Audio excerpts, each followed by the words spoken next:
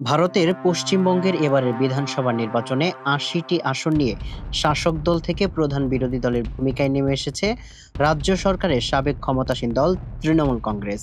কিন্তু পশ্চিমবঙ্গের দাপুটে মুখ্যমন্ত্রী মমতা বন্দ্যোপাধ্যায় এবার বিধানসভায় প্রবেশের টিকিটই পাননি। ফলে তার অবর্তমানে রাজ্য সরকারের বিরোধী দলীয় নেতা হিসাবে মনোনীত হয়েছেন শোভনদেব চট্টোপাধ্যায়।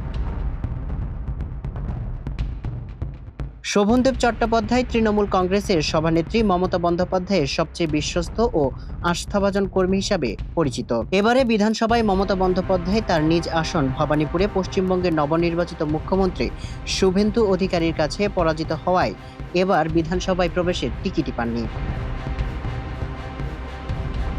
অন্যদিকে শোভনদেব চট্টোপাধ্যায় তার নিজ কেন্দ্র বালিগঞ্জে প্রতিদ্বন্দ্বী বিজেপির প্রার্থী শতরূপা চট্টোপাধ্যায়কে ৬১,৪৭৬ ভোটে পরাজিত করে জয় নিশ্চিত করেছেন। এই জয়ের মাধ্যমে টানা ১০ বার বিধানসভা নির্বাচনে জয়ের রেকর্ডও করেছেন তিনি। পশ্চিমবঙ্গ বিধানসভা নির্বাচনে শোভনদেবের আগে কোনো প্রার্থী টানা এতবার বিজয়ী হতে পারেনি। সামিউল ইসলাম, মানবকণ্ঠ।